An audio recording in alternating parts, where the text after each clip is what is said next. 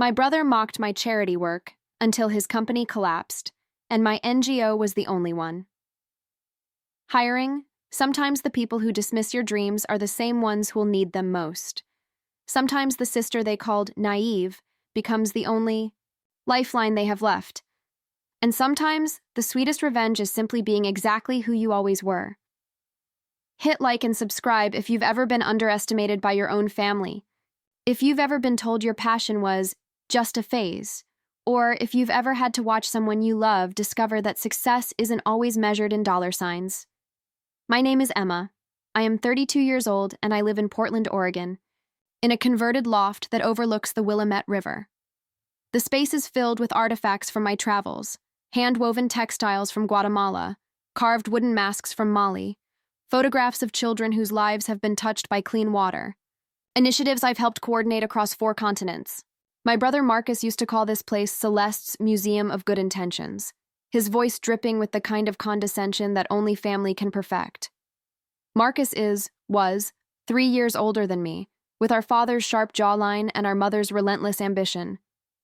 He inherited both their business acumen and their belief that success could only be measured in quarterly reports and stock options.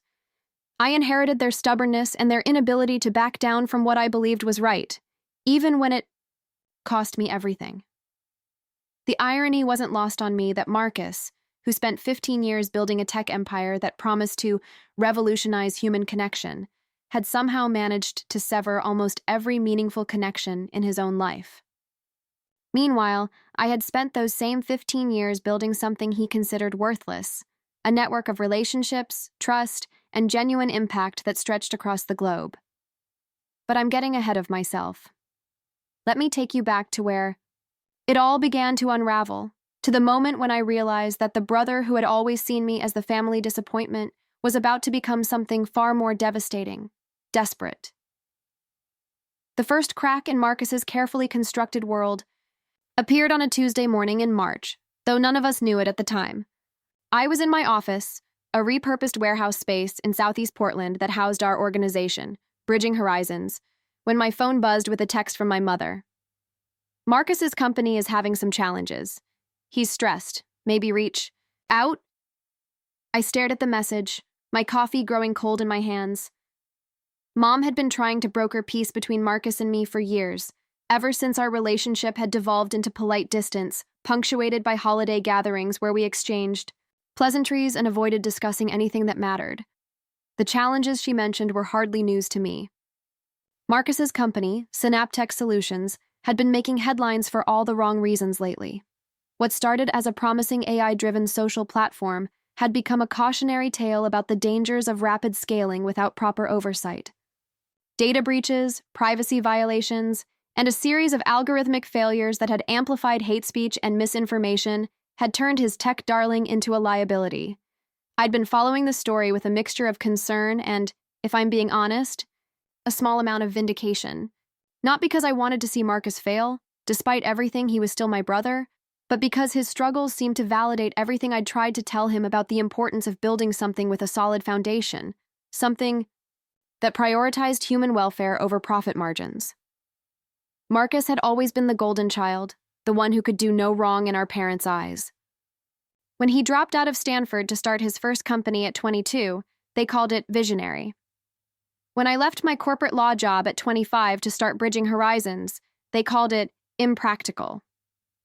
Celeste, my father had said during NIA, one particularly painful family dinner. Charity work is admirable, but it's not sustainable. You can't build a life on good intentions. Marcus had nodded sagely, as if he were the elder statesman of success rather than my barely older brother. Dad's right, Sel. You're too smart to waste your life playing in the nonprofit sandbox. Come work for me. I'll give you a real job, real money, real impact. The condescension in his voice had made my jaw clench. What I do is real, Marcus.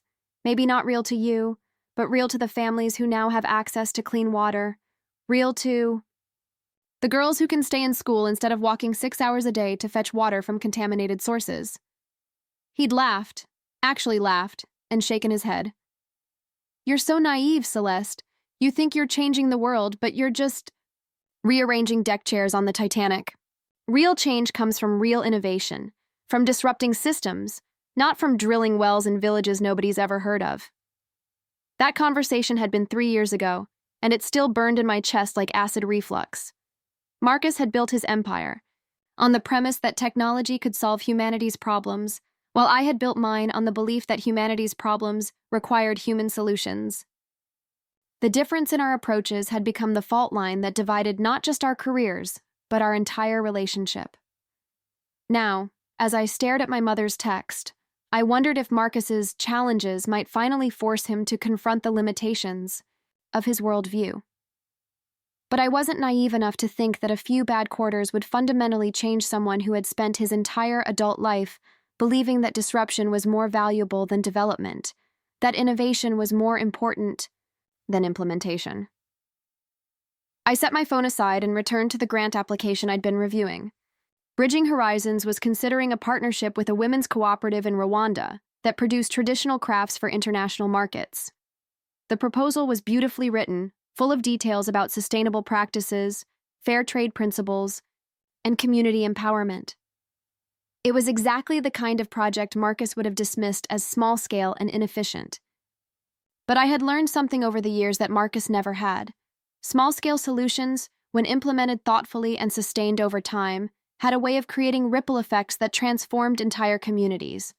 The water project in Guatemala had started with a single well in a village of 300 people. 7 years later, it had grown into a regional network that served over 15,000 people and had become a model for similar initiatives across Central America. That was the thing about charity work.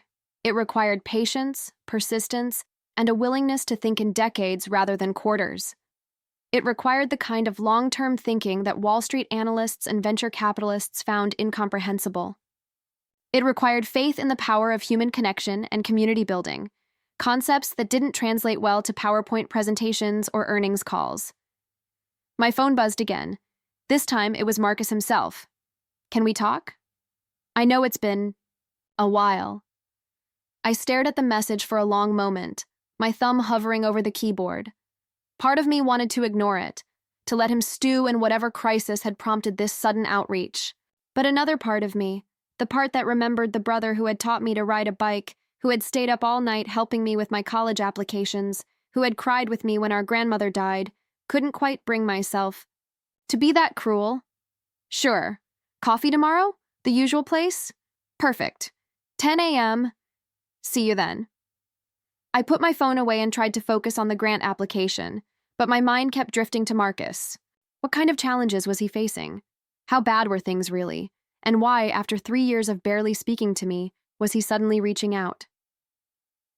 The next morning, I arrived at Stumptown Coffee on Division Street 10 minutes early, a habit I'd developed during my years of meeting with potential donors and community leaders.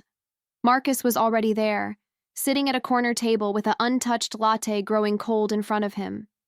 He looked older than I remembered, with new lines around his eyes and a slight stoop to his shoulders that spoke of too many late nights and too much stress. "Celeste," he said, standing to embrace me with the kind of awkward formality that characterized all our interactions now. "You look good. Healthy." "Thanks." I settled into the chair across from him and studied his face. "You don't." He laughed, but there was no humor in it. Always direct. I'd forgotten that about you. "What's going on, Marcus? Mom said you were having some challenges." He ran a hand through his hair, a gesture I remembered from our childhood whenever he was nervous or uncertain. "That's one way to put it. Synaptech is... we're in trouble, Cell. Real trouble." Over the next hour, Marcus laid out the full scope of his company's crisis. The data breaches had triggered a cascade of lawsuits and regulatory investigations.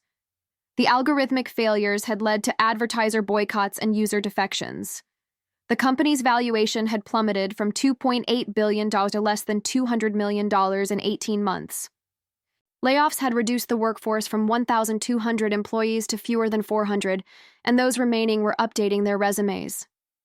"The worst part," Marcus said, his voice barely above a whisper, "is that I can see how we got here. Every decision that seemed smart at the time, every shortcut we took to meet growth targets, every time we prioritized speed over safety. It all led to this. I listened without judgment, though part of me wanted to point out that these were exactly the kinds of risks I'd warned him about years ago. The temptation to say, "I told you so," was almost overwhelming, but I could see the pain in his eyes. The way his hand shook slightly as he spoke. "What are you going to do?" I asked. "I don't know. The board is pushing for a sale, but there aren't many buyers interested in a company with our baggage. We're hemorrhaging money, and I don't think we can last more than 6 months at our current burn rate." He looked at me then, really looked at me, for the first time in years. "I know this is going to sound crazy, but I've been thinking about what you said a few years ago. About building something with a solid foundation. About prioritizing human welfare over profit margins. I think maybe you were right." The admission hung in the air between us like a fragile ceasefire. I could see what it had cost him to say those words, to acknowledge that his little sister, the one who wasted her life on charity work, might have understood something about success that he had missed. "Marcus," I said carefully, "what are you asking me?" "I'm not asking for anything. I wanted you to know that I've been thinking about our conversation, about the things you said, about the way you've built your organization, the way you've sustained it over the years. I'm starting to understand that maybe there's more than one way to measure impact." I nodded, but said nothing. I could sense there was more he wanted to say, and I had learned over the years that sometimes the most powerful thing you could do was simply listen. "The thing is," Marcus continued, "I've been so focused on disrupting existing systems that I never stopped to think about what would replace them. You, on the other hand, you've been building replacement systems all along. You've been creating infrastructure, developing sustainable models, training local leaders. You've been thinking about what comes next." "It's not that complicated," I said. "It's just a different approach to problem solving. Instead of breaking things down, we build them up." "That's exactly what I mean. You've been playing a completely different game, and I'm just now realizing that it might be the right game." We sat in silence for a moment, both of us processing the implications of what he'd said. Then Marcus asked the question I'd been dreading. "Would you ever consider working together? I know that sounds impossible after everything that's happened, but I think Synaptech still has some good technology, some valuable assets. Maybe there's a way to repurpose what we've built for something that actually matters." I took a deep breath, choosing my words carefully. "Marcus, I appreciate the thought, but Bridging Horizons works the way it does because we've built it from the ground up with a specific philosophy and approach. We can't just bolt on technology and expect it to work. And frankly, I'm not sure Synaptech has anything we need." The rejection stung him. I could see it in his eyes. But to his credit, he nodded and didn't push. "I understand. I had to ask, though. I needed to know if there was any possibility." "There might be," I said slowly, "but not in the way you're thinking. If you're serious about changing your approach, if you're really committed to building something sustainable and impactful, then maybe we could explore some kind of partnership. But it would have to be on equal terms, and it would have to be built around our principles, not yours." Marcus's eyes lit up with the first genuine hope I'd seen from him all morning. "What would that look like?" "I don't know yet. But I know it wouldn't look like a traditional acquisition or merger. It would look like starting over, building something new from the ground up. It would require you to let go of everything you think you know about success and impact." "I'm willing to do that," he said quickly. "I'm willing to try anything at this point." I studied his face, looking for signs of the old Marcus, the one who would say whatever he thought I wanted to hear and then do whatever served his interests. But all I saw was exhaustion, desperation, and what looked like genuine remorse. "Let me think about it," I said finally. "I'll need to talk to my team, to our board. This isn't a decision I can make alone." "Of course.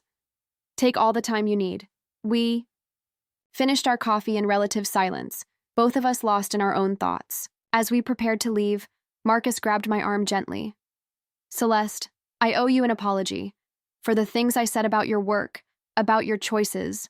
I was wrong, and I'm sorry." I looked at him for a long moment. This man who had been my hero and my tormentor, my biggest supporter, and my harshest critic. "Apology accepted," I said. "But Marcus, If we're going to work together, it can't be because you've run out of other options. It has to be because you genuinely believe in what we're doing. I do, he said. Or at least, I want to. I want to understand what you've understood all along. The weeks that followed were a whirlwind of meetings, conference calls, and difficult conversations. I brought the possibility of a partnership with Marcus to my team at Bridging Horizons, and the response was mixed, to put it mildly. Are you out of your mind? Asked Priya Sundar, our program director and my closest collaborator. This is the same man who called our work inefficient and small-scale. This is the same man who told a Forbes reporter that traditional nonprofits were obstacles to real innovation. Now suddenly he wants to be part of what we're doing? I understood her skepticism. Priya had been with Bridging Horizons since the beginning, and she had heard all of Marcus's dismissive comments about our work over the years. She had also seen the damage that could be done when organizations tried to scale too quickly or when they prioritized growth over sustainability. I'm not saying we should trust him, I said. I'm saying we should explore whether there's a way to work with him that serves our mission and our values. What would that even look like? Asked David Chen, our finance director. We're talking about a company that's facing multiple lawsuits, regulatory investigations, and a potential bankruptcy. What could they possibly offer us that we can't get elsewhere? Technology, I said. Infrastructure. And maybe, if we're lucky, a chance to prove that our approach can work on a larger scale. Over the next several weeks, I spent countless hours in meetings with Marcus and his remaining team members, trying to understand what assets Synaptech still had and how they might be repurposed for humanitarian work. The company's core technology, AEEI, sophisticated AI platform designed to analyze social networks and predict user behavior, could potentially be adapted for development work. Instead of targeting advertisements or manipulating engagement, it could be used to identify communities most in need of assistance, to track the impact of interventions over time, or to connect local organizations with resources and expertise. But the more I learned about Synaptech's culture and operations, the more I realized that any partnership would require a fundamental transformation, not just of the technology, but of the people and processes that had created it. The problem, I told Marcus during one of our weekly check-ins, isn't just the technology, it's the mindset. Your team is used to thinking in terms of user acquisition and engagement metrics. They're used to optimizing for growth and revenue. We need people who can think in terms of community impact and sustainable development. So we retrain them, Marcus said. We change the culture. You can't just change culture by mandate, Marcus. Culture is built over time, through shared experiences and values. It's not something you can implement with a new employee handbook. Marcus looked frustrated, but he didn't argue. Over the past few weeks, I had watched him grapple with the reality that the skills that had made him successful in the tech world weren't necessarily transferable to the development world. He was used to moving fast and breaking things, but we needed to move carefully and build things that would last. So what do you suggest? He asked. I suggest you start by spending time in the field. I suggest you come with me to Guatemala next month and see our water project firsthand. I suggest you talk to the women in the cooperative, the children who don't have to walk 6 hours a day for water, the teachers who can now focus on education instead of survival. I suggest you understand what impact actually looks like before you try to optimize for it, Marcus agreed, though I could see the skepticism in his eyes. He was used to measuring success in real-time metrics, not in the slow, patient work of community development. But to his credit, he committed to the trip, and over the next month, he threw himself into learning everything he could about Bridging Horizons' work. The transformation began slowly. Marcus started attending our weekly team meetings, not as a potential partner, but as an observer. He read our annual reports, studied our impact assessments, and asked thoughtful questions about our methodology. He seemed genuinely interested in understanding how we measured success, how we ensured sustainability, how we built trust with the communities we served. It's so different from what I'm used to, he told me after one particularly intensive session, on our monitoring and evaluation processes. In tech, you can see the impact of changes immediately. You roll out a new feature, and you can measure user engagement within hours. But this requires a completely different kind of patience. It requires faith, I said. Faith that the work you're doing today will have an impact you might not see for years. Faith that the relationships you're building will outlast any individual project or program. Faith that the communities you're working with know what they need better than you do.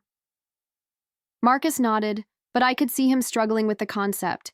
He was used to being the smartest person in the room, used to having all the answers. The idea that he might need to defer to the wisdom of subsistence farmers or women's cooperative leaders challenged everything he believed about expertise and leadership. But then we went to Guatemala, and everything changed. The village of San T. Pedro Zacatepecas sits in the highlands of Guatemala, about 2 hours from Guatemala City by bus. It's a place that doesn't exist on most maps, a collection of adobe houses and concrete block buildings clustered around a small central plaza. The population is about 800 people, mostly indigenous Maya who speak Kaqchikel as their first language, and Spanish as their second. 7 years ago, the people of San Pedro walked 6 hours every day to collect water from a contaminated stream in the valley below. Children, especially girls, were pulled out of school to help with water collection. Waterborne diseases were common, and the village's medical clinic, a single room staffed by a nurse who visited twice a week, was constantly treating diarrhea, typhoid, and other preventable illnesses. Today, San Pedro has 3 solar-powered water pumps that draw clean water from an underground aquifer and distribute it through a network of pipes to communal taps throughout the village. The system serves not just San Pedro, but 5 surrounding communities, and it's maintained by a group of local technicians who were trained as part of the project. Marcus and I arrived on a Tuesday morning in April, after a bone-jarring bus ride, through mountain roads that would have challenged a 4-wheel drive vehicle. We were met by Carmen Reyes, the project coordinator who had overseen the water system's construction and maintenance. Carmen was a small woman in her 50s, with calloused hands and the kind of quiet authority that came from decades of community leadership. She spoke to Marcus in careful Spanish, explaining the history of the project, the challenges they had faced, and the impact the water system had had on the community. Before the water system, Carmen explained as we walked through the village, our girls could not go to school past the 3rd grade. They were needed to help with water collection. Now, we have girls graduating from high school, going to university in the city. Our health clinic reports 80% fewer cases of waterborne disease, and we have started a small business selling vegetables to markets in Guatemala City, because now we have enough water for irrigation. Marcus listened intently, asking questions about the technical aspects of the system, the financial model, the community management structure. But I could see him struggling to process the scope of the impact. This wasn't about user engagement or revenue growth. This was about fundamental changes to people's lives, changes that couldn't be captured in quarterly reports or PowerPoint presentations. We spent 3 days in San Pedro, living with host families and participating in the daily life of the community. Marcus helped with the morning maintenance check of the water pumps. He sat in on a meeting of the women's cooperative that managed the village's vegetable garden. He played soccer with the children who would have been walking to collect water 7 years ago. On our last evening, we sat with Carmen and several other community leaders around a fire in the village's central plaza.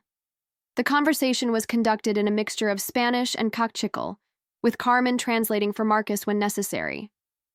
They want to know, Carmen said, why you are here. What you hope to learn. Marcus was quiet for a long moment, staring into the fire. When he finally spoke, his voice was different, quieter, more thoughtful. I built a company that was supposed to connect people, he said. I thought I was building something that would bring communities together, that would help people understand each other better.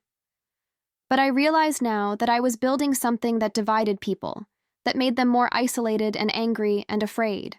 Carmen translated, and the men nodded thoughtfully. One of them, an elderly man named Tomas, spoke in Kaqchikel. Carmen listened, then turned to Marcus. Tomas says that technology is like water. It can give life, or it can cause destruction. The difference is in how it is used and who controls it. Marcus nodded, and I could see tears in his eyes. I want to learn how to use it to give life, he said. I want to understand how to build something that serves communities instead of exploiting them. The conversation continued late into the night, with Marcus asking questions about community decision-making, about how the village ensured that development projects served everyone's needs, about how they maintained their traditional ways of life while adapting to changing circumstances. By the time we returned to Portland, Marcus had undergone what I can only describe as a fundamental shift in perspective. He had seen what genuine impact looked like, and he had begun to understand the difference between building for users and building with communities. "I want to do this," he told me on the plane back to Portland. "I want to figure out how to use Synaptech's technology to support the kind of work you're doing, not to scale it or optimize it, but to enhance it in ways that serve the communities you're working with." "It's not going to be easy," I warned him. "It's going to mean letting go of everything you think you know about success. It's going to mean accepting that you might not be the smartest person in the room, that you might need to learn from people who don't have advanced degrees or PowerPoint presentations." "I know," he said, "and I'm ready for that. Or at least I think I am. I want to try." The partnership between Bridging Horizons and Synaptech didn't happen overnight. It took months of careful negotiation, legal documentation, and culture change. Marcus had to convince his remaining investors to support a radical pivot away from the social media space and toward humanitarian technology. I had to convince my board and team that we could work with a tech company without compromising our values or our mission. The breakthrough came when we developed what we called the Community First Protocol, a set of principles that would govern how any technology developed through the partnership would be designed, implemented, and maintained. The protocol required that communities have control over their own data, that they participate in the design process from the beginning, and that they have the right to modify or discontinue any technology that didn't serve their needs. It was a radical departure from the traditional tech company approach of building products and then finding markets for them. Instead, we would start with community needs and build technology solutions that addressed those specific needs. The first project we developed together was a mobile platform that connected women's cooperatives across Central America, allowing them to share information about best practices, coordinate bulk purchasing of supplies, and access micro-lending opportunities. The platform was built using Synaptech's AI capabilities, but it was designed in collaboration with the cooperatives themselves, and it was owned and controlled by the women who used it. The platform launched 6 months after our Guatemala trip, and within a year, it was being used by over 200 cooperatives across 5 countries. The women reported increased incomes, improved access to resources, and stronger networks of support. But more importantly, they reported feeling empowered to shape the technology to meet their evolving needs. Marcus threw himself into this new work with the same intensity he had once applied to building Synaptech. But now, instead of obsessing over user acquisition metrics, he was learning about participatory design, community ownership, and the slow work of building trust. He spent weeks at a time in the field, working with local partners to understand their needs and constraints. "I can't believe I used to think this was inefficient," he told me during one of our regular check-ins. "The amount of time we spend on consultation and relationship building, I used to think that was wasted time. Now I realize it's the most important part of the work." The success of the women's cooperative platform led to other projects. We developed a mobile health system for rural clinics that allowed health workers to share information and coordinate care across remote areas. We created a digital literacy program that taught farmers how to use weather apps and market information systems to improve their crop yields. We built a community mapping platform that helped villages document their traditional knowledge and advocate for their land rights. Each project followed the same community-first protocol, and each one was designed to transfer ownership and control to the communities that used it. This wasn't just about technological sustainability. It was about ensuring that the people who benefited from the technology had the power to shape its future development. The work was slower than what Marcus was used to, but it was also more satisfying. He was seeing the kind of impact that couldn't be measured in quarterly reports, the kind of change that rippled through communities and lasted for generations. "I used to think that scale was everything," he told me during one of our team meetings. "I thought that if we weren't reaching millions of users, we weren't having real impact. But now I realize that deep impact in a small number of communities can be more valuable than shallow impact across millions of users." It was a profound shift in thinking, and it reflected a fundamental change in how Marcus understood success. He was no longer measuring his worth by the size of his company's valuation or the number of users on his platform. He was measuring it by the quality of the relationships he had built, the sustainability of the systems he had helped create, and the agency he had helped communities develop. The irony of the situation became clear about 18 months after our partnership began. Synaptech Solutions, the company that had once been valued at nearly $3 billion, was slowly being dissolved. The social media platform had been shut down, the patents had been sold, and most of the employees had found new jobs. But Synaptech Technologies, the humanitarian technology division that had grown out of our partnership, was thriving. We had attracted funding from foundations and impact investors who were interested in supporting community-controlled technology. We had built a team of developers, designers, and field workers who were committed to the community-first protocol. And we had established partnerships with local organizations in 12 countries across 3 continents. Marcus, who had once been the CEO of a major tech company, was now the director of field operations for a humanitarian organization. He spent most of his time traveling between project sites, learning from community partners, and facilitating the kind of participatory design processes that he had once dismissed as inefficient. The transformation was complete, but it wasn't. The kind of dramatic reversal that you might expect from a revenge story. Marcus hadn't been humbled by failure and forced to come crawling back to his little sister. Instead, he had chosen to embrace a different definition of success, one that aligned with values he had always possessed but had never been encouraged to explore. The real revenge, if you could call it that, was that Marcus had discovered something he had been searching for his entire career without realizing it. The satisfaction of building something that would outlast him, something that would continue to create value long after he was gone. I keep thinking about that conversation we had 3 years ago, Marcus told me during one of our monthly sibling dinners, about playing in the nonprofit sandbox. I can't believe I ever thought this was the small game. This is the biggest game there is. We were sitting in my loft, looking out over the river and sharing a bottle of wine.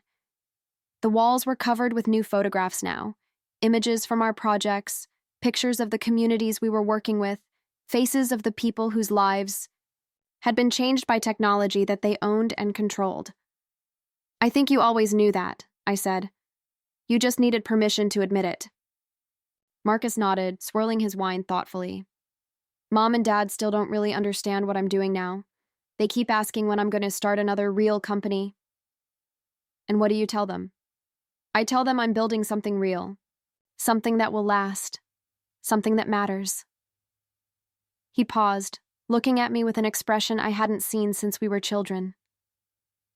I tell them I'm finally doing the work I was meant to do. That conversation happened 2 years ago.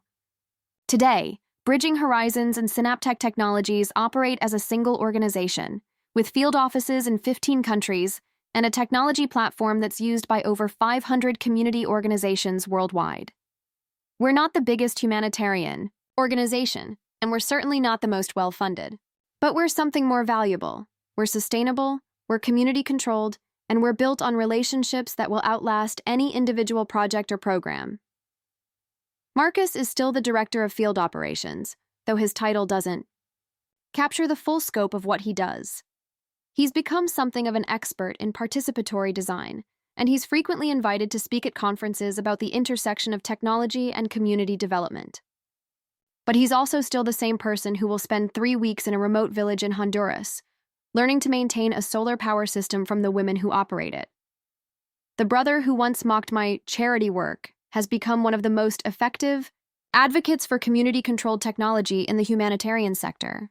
The man who used to measure success in terms of user acquisition and revenue growth now measures it in terms of community ownership and long-term sustainability. But perhaps the most satisfying aspect of this story is that it's not really about revenge at all. It's about recognition, the recognition that there are many different ways to create value in the world, and that the most sustainable forms of success are built on relationships, trust, and shared ownership of the future. Marcus didn't come to work with me because his company failed and he needed a job.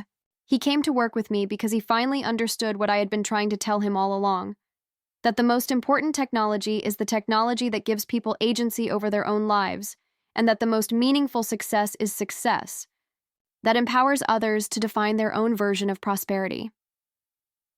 I think about that conversation with my father often, the one where he told me that charity work wasn't sustainable, that I couldn't build a life on good intentions. He was right. In a way, you can't build a life on good intentions alone.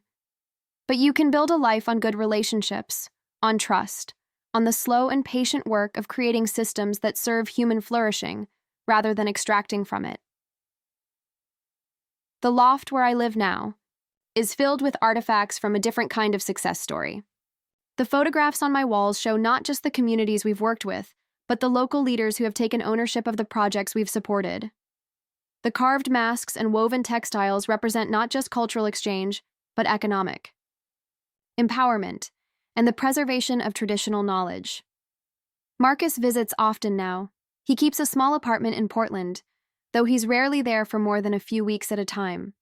His work requires him to be constantly traveling, constantly learning, constantly adapting to the needs of the communities he serves. When people ask me about the transformation of my relationship with Marcus, I tell them that it wasn't about him changing to become more like me. It was about both of us growing into versions of ourselves that could work together towards something bigger than either of us could have achieved alone. The revenge story that people want to hear, the story of the successful brother being brought low and having to ask his humanitarian sister for help, isn't really what happened. What happened was more complex and, I think, more satisfying. It was the story of two people who had been shaped by the same family dynamics and cultural pressures, but who had found different ways to express their desire to make a meaningful contribution to the world. Marcus's failure wasn't a punishment for his earlier dismissal of my work. It was an opportunity for him to discover what he really valued, what kind of impact he really wanted to have. My success wasn't a vindication of my choices over his. It was a platform for building something that neither of us could have created alone. The real satisfaction comes not from watching someone else fail, but from watching them succeed in ways they never imagined possible. It comes from building something together that is more valuable than the sum of its parts. It comes from the knowledge that the work we're doing will continue long after we're gone, because we've built it in partnership with communities that have agency over their own futures. That's the kind of revenge that actually satisfies, not the revenge that tears someone down, but the revenge that builds something up, something that proves that the path you chose was not just valid, but necessary. Last month, Marcus and I were invited to speak at a conference on technology and social impact at Stanford, the same university. He had dropped out of 20 years earlier to start his first company. The invitation had come from a professor who had been following our work and wanted us to share our model with students who were interested in careers that combined technical skills with humanitarian goals. Standing on that stage, looking out at an audience of young entrepreneurs and social innovators, I was struck by how different the conversation had become from the one Marcus and I had been having just a few years earlier. These students weren't asking whether technology could be used for social good. They were asking how to ensure that it was used responsibly, how to build systems that empowered rather than exploited, how to create sustainable impact rather than extractive growth. Marcus spoke first, telling the story of Synaptech's rise and fall with a candor that surprised even me. He talked about the choices he had made, the values he had prioritized, and the lessons he had learned from the company's collapse.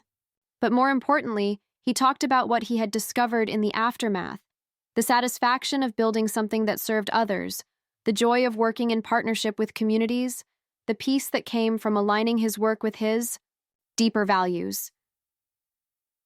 I used to think that disruption was the highest form of innovation, he told the audience. I thought that breaking existing systems was inherently valuable, regardless of what replaced them. But I've learned that construction is harder than destruction, and that the most important innovations are the ones that help people build better lives for themselves. When it was my turn to speak, I talked about the long view, about building organizations and systems that could sustain themselves over decades, about the importance of local ownership and community control, about the difference between scaling solutions and deepening impact. But I also talked about family, about the ways that our personal relationships shape our professional choices, about the challenge of staying true to your values when the people you love don't understand or support them. My brother used to call what I do charity work, I said, looking at Marcus in the front row. He meant it as a dismissal, as a way to minimize the importance of what I was doing. But I've come to embrace that term because charity, real charity, isn't about pity or condescension. It's about love in action. It's about building the kind of world you want to live in and then inviting others to help you create it. After our presentation, a young woman approached us during the reception. She was a computer science major who had been struggling with the choice between a lucrative career in Silicon Valley and a less financially rewarding path in humanitarian technology. "I've been told that I can always do charity work later," she said, "after I've made my money and established my career. But listening to your story, I'm wondering if that's backwards thinking." Marcus and I exchanged a look, both of us remembering our own version of that conversation from years past. "The question," I said, "is what kind of career you want to establish. If you want to establish a career that's based on extracting value from others, then yes, maybe you should do that first and try to give back later. But if you want to establish a career that's based on creating value with others, then there's no reason to wait." "But won't I be more effective if I develop my skills in a high-growth environment first?" she asked. Marcus leaned forward. "The skills you develop depend on the environment you develop them in. If you spend years optimizing for growth and extraction, those are the skills you'll build. If you spend years optimizing for sustainability and empowerment, those are different skills. Neither set is better than the other, but they lead to different kinds of careers and different kinds of impact." The young woman nodded thoughtfully. "So it's not really about timing. It's about choosing what kind of person you want to become." "Exactly," I said. "And the beautiful thing is, you get to make that choice every day. It's never too late to change direction, to choose a different definition of success, to build something that aligns with your deepest values. My brother is proof of that." The drive back to Portland gave Marcus and me time to process the day and reflect on how far we had both come. The highway stretched through the familiar landscape of Oregon, forests and mountains and rivers that had been the backdrop to our childhood, our adolescence, our long journey toward understanding each other. "Do you ever regret it?" I asked. As we passed through a small town where we had stopped for gas countless times during family road trips. "Do you ever wonder what would have happened if you had stayed in the tech world, if you had found a way to save Synaptech?" Marcus was quiet for a long moment, his hands steady on the steering wheel. "I think about it sometimes," he said finally. "Not with regret exactly, but with curiosity. There's a parallel universe somewhere where I figured out how to fix the company's problems, where I found a way to make the social media platform work without all the negative consequences. And in that universe, would you be happier?" "I don't think so. I think I would be richer, more famous, more conventionally successful. But I don't think I would be happier. And I definitely don't think I would be more fulfilled." He glanced at me, then back at the road. "The thing is, Sel, I spent 15 years building something that I thought would change the world, but I never stopped to ask whether the change I was creating was actually good for the world. I was so focused on growth and innovation that I forgot to ask the most basic question, what is this for? And now you know? Now I know, or at least I know how to find out. I know how to ask the right questions, how to listen to the answers, how to build something that serves a purpose bigger than my own ambition." We drove in comfortable silence for a while, both of us lost in our own thoughts. The sun was setting, behind us, casting long shadows across the landscape. In a few hours, we would be back in Portland, back to our separate lives and shared work. But for now, we were just siblings on a road trip, processing the day and the years that had led us to this moment. "Can I tell you something?" Marcus said as we approached the outskirts of the city. "Of course. When I was building Synaptech, I used to fantasize about the day when you would realize that I had been right all along. I imagined you coming to one of my conferences, seeing the scale of what I had built, and finally understanding that my approach was more effective than yours." I laughed. "And now?" "Now I realize that we were both right, just about different things. You were right that sustainable impact requires deep relationships and community ownership. I was right that technology can amplify human capability in powerful ways, The mistake I made was thinking that those two approaches were incompatible. The real satisfaction comes not from watching someone else fail, but from watching them succeed in ways they never imagined possible. It comes from building something together that is more valuable than the sum of its parts. It comes from the knowledge that the work we're doing will continue long after we're gone, because we've built it in partnership with communities that have agency over their own futures. That's the kind of revenge that actually satisfies, not the revenge that tears someone down, but the revenge that builds something up, something that proves that the path you chose was not just valid, but necessary.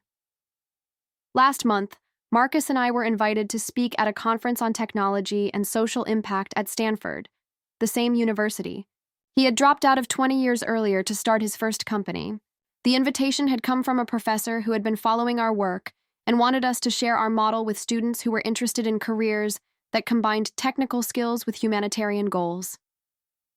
Standing on that stage, looking out, at an audience of young entrepreneurs and social innovators, I was struck by how different the conversation had become from the one Marcus and I had been having just a few years earlier. These students weren't asking whether technology could be used for social good. They were asking how to ensure that it was used responsibly, how to build systems that empowered rather than exploited, how to create sustainable impact rather than extractive growth.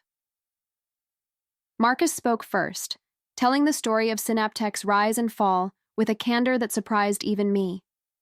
He talked about the choices he had made, the values he had prioritized, and the lessons he had learned from the company's collapse. But more importantly, he talked about what he had discovered in the aftermath, the satisfaction of building something that served others, the joy of working in partnership with communities, the peace that came from aligning his work with his deeper values. I used to think that disruption was the highest form of innovation, he told the audience. I thought that breaking existing systems was inherently valuable, regardless of what replaced them. But I've learned that construction is harder than destruction, and that the most important innovations are the ones that help people build better lives for themselves. When it was my turn to speak, I talked about the long view, about building organizations and systems that could sustain themselves over decades, about the importance of local ownership and community control, about the difference between scaling solutions and deepening impact. But I also talked about family, about the ways that our personal relationships shape our professional choices, about the challenge of staying true to your values when the people you love don't understand or support them. My brother used to call what I do charity work, I said, looking at Marcus in the front row. He meant it as a dismissal, as a way to minimize the importance of what I was doing. But I've come to embrace that term because charity, real charity, isn't about pity or condescension. It's about love in action. It's about building the kind of world you want to live in and then inviting others to help you create it. After our presentation, a young woman approached us during the reception.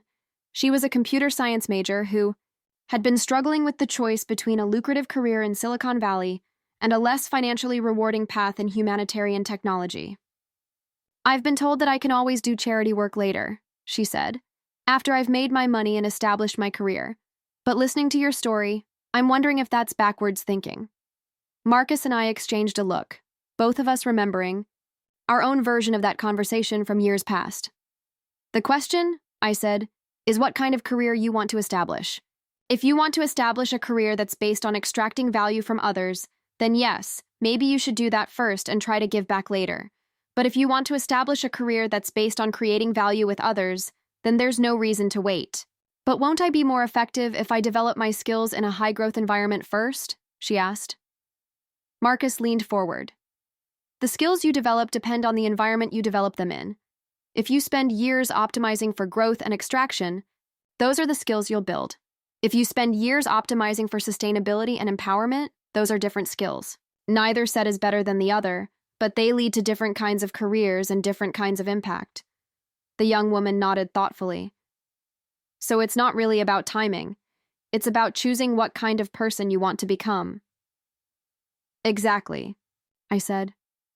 And the beautiful thing is, you get to make that choice every day. It's never too late to change direction, to choose a different definition of success, to build something that aligns with your deepest values. My brother is proof of that. The drive back to Portland gave Marcus and me time to process the day and reflect on how far we had both come. The highway stretched through the familiar landscape of Oregon, forests and mountains and rivers that had been the backdrop to our childhood, our adolescence, our long journey toward understanding each other. "Do you ever regret it?" I asked. As we passed through a small town where we had stopped for gas countless times during family road trips. "Do you ever wonder what would have happened if you had stayed in the tech world, if you had found a way to save Synaptech?" Marcus was quiet for a long moment, his hands steady on the steering wheel. "I think about it sometimes," he said finally. "Not with regret exactly, but with curiosity. There's a parallel universe somewhere where I figured out how to fix the company's problems, where I found a way to make the social media platform work without all the negative consequences. And in that universe, would you be happier?" "I don't think so. I think I would be richer, more famous, more conventionally successful. But I don't think I would be happier. And I definitely don't think I would be more fulfilled." He glanced at me, then back at the road. "The thing is, Sel, I spent 15 years building something that I thought would change the world, but I never stopped to ask whether the change I was creating was actually good for the world. I was so focused on growth and innovation that I forgot to ask the most basic question: what is this for? And now you know? Now I know, or at least I know how to find out. I know how to ask the right questions, how to listen to the answers, how to build something that serves a purpose bigger than my own ambition." We drove in comfortable silence for a while, both of us lost in our own thoughts. The sun was setting, behind us, casting long shadows across the landscape. In a few hours, we would be back in Portland, back to our separate lives and shared work. But for now, we were just siblings on a road trip, processing the day and the years that had led us to this moment. "Can I tell you something?"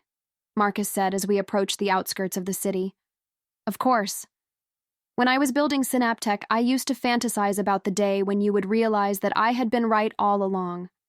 I imagined you coming to one of my conferences, seeing the scale of what I had built, and finally understanding that my approach was more effective than yours." I laughed. "And now?" "Now I realize that we were both right, just about different things.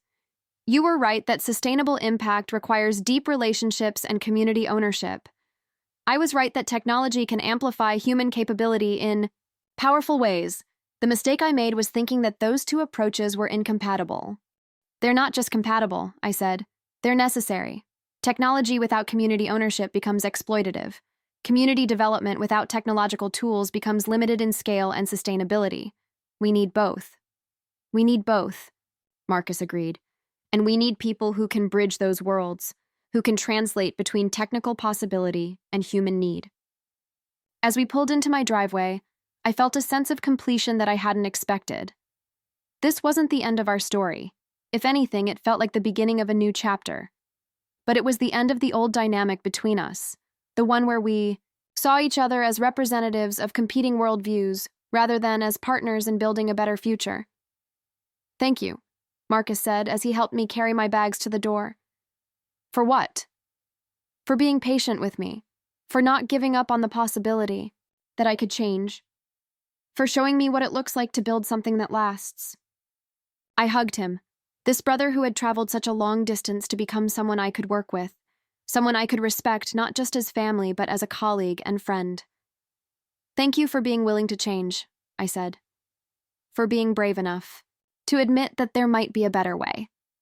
For choosing to build something with me instead of trying to compete with me." That was 6 months ago. Today, as I write this story for Revenge Treats, I'm sitting in my office in Guatemala City where we've opened a regional headquarters for our Central American operations. Through the window, I can see the mountains that surround the valley, the same mountains that the people of San Pedro Zacatepecas call home.